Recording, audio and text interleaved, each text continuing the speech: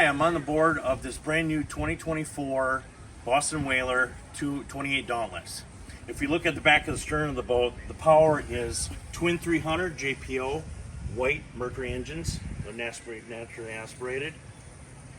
Onto the port side of the boat transom, this one is equipped with a 10-foot power pole.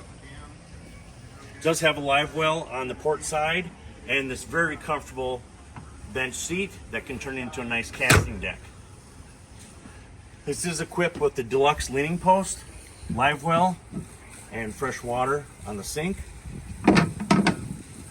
Again, throughout the deluxe leaning post, we have very comfortable seating, flip down bolsters, hand rests, and the gauges itself are very nicely put out through the acrylic dash. Large SIMRAD display. This does have radar, single SIMRAD, VHF, again digital controls, JPO with nice lined out for your phone, power charging and equipment. Full glass you can see throughout with the vent on the windshield itself. Plenty of room, plenty of storage. This does have the two-tone colors with the black powder coating service, and then on the hard top, the same color as the boat itself. If we sneak over to the port side, you can see it has the large swim platform that does have a ladder for egress into the beach if you are running out for those nice sunny days with your friends.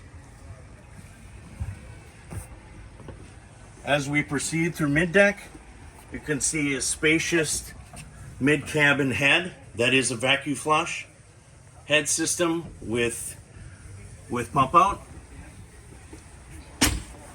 Again, a little farther mid-chop, we have the coffin box here with plenty of storage, rod storage, and for all your water toys and cushions. Again, very nice layout in the pad bow area. Windlass system with swim ladder for your beach, and this particular option does have a troller outlet if you wanted to add a troller on later on. My name is Darcy Burkow with MarineMax. Like, subscribe below for many boats like this, and give us some comments, guys. We really appreciate that. Thank you again.